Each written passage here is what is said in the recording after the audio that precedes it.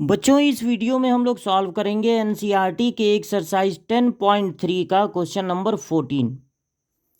If either vector A equal to 0 और vector B equal to 0, then A dot B 0 होगा।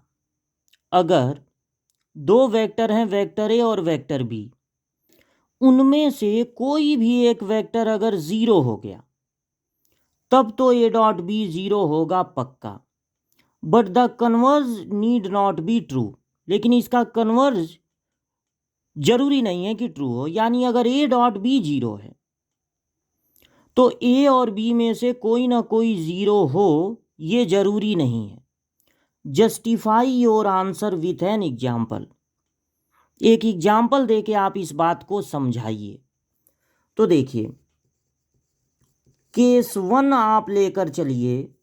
Vector A 0 हो, यानी 0 keeps आई, 0 keeps जे, 0 keeps के, और vector B 0 ना हो, x केप्स आई, y केप्स जे, z keeps के। तो जब आप a डॉट बी पता लगाएंगे तो डॉट प्रोडक्ट कैसे होता है? i का i में मल्टीप्लाई 0, प्लस j का j में मल्टीप्लाई 0, k का k में मल्टीप्लाई 0, तो ये 0 हो गया। यानी अगर a 0 है तो b भले ही 0 हो चाहे ना हो, a डॉट बी 0 आ रहा है। अब देखिए केस 2। मान लीजिए कि वेक्टर ए 0 ना हो, केवल वेक्टर बी 0 हो, यानी 0 केप्स आई, 0 केप्स जे, 0 केप्स के, और ये कुछ भी हो, A1 आई, A2 जे, A3 के। तो जब आप दोनों का डॉट प्रोडक्ट निकालेंगे तो डॉट प्रोडक्ट निकालने का तरीका होता है आई का आई में मल्टीप्लाई 0, प्लस जे का जे में मल्टीप्लाई 0, प्लस के का के में मल्टीप्लाई 0, यानी कि 0 आ गया।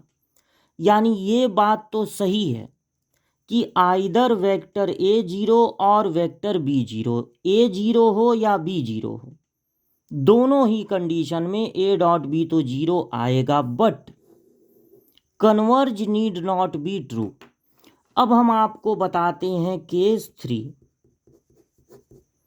मान लीजिए आप वेक्टर ए लिखते हैं और वेक्टर बी लिखते हैं। यहाँ पे 2 लिख दीजिए और यहाँ पे 3, 2 3 जा 6, और फिर यहाँ पर 3 लिख दीजिए, यहाँ पर 2, 3 2 जा 6। और के में क्या कीजिए, जैसे 6 और 6 12 होगा, तो यहाँ 4 3 जा भी 12 होता है।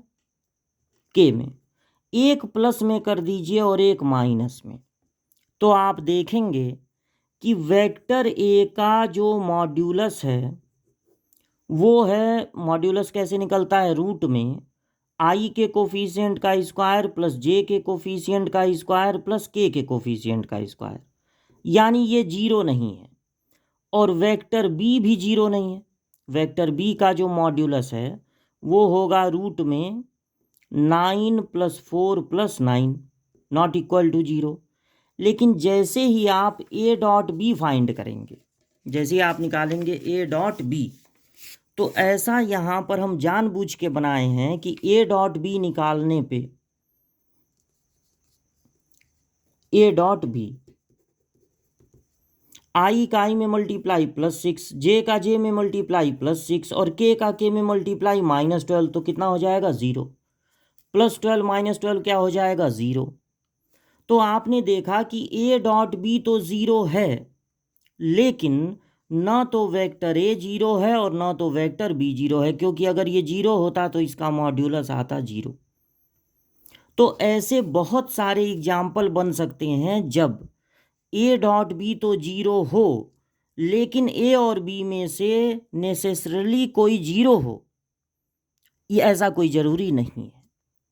तो ऐसा एग्जाम्पल आप यहीं घर से तैयार करके जाइए, वहाँ पर सोचने लगेंगे तो हड़बड़ाहट में मान लीजिए ना ऐसा एग्जाम्पल जल्दी से मिल पाए।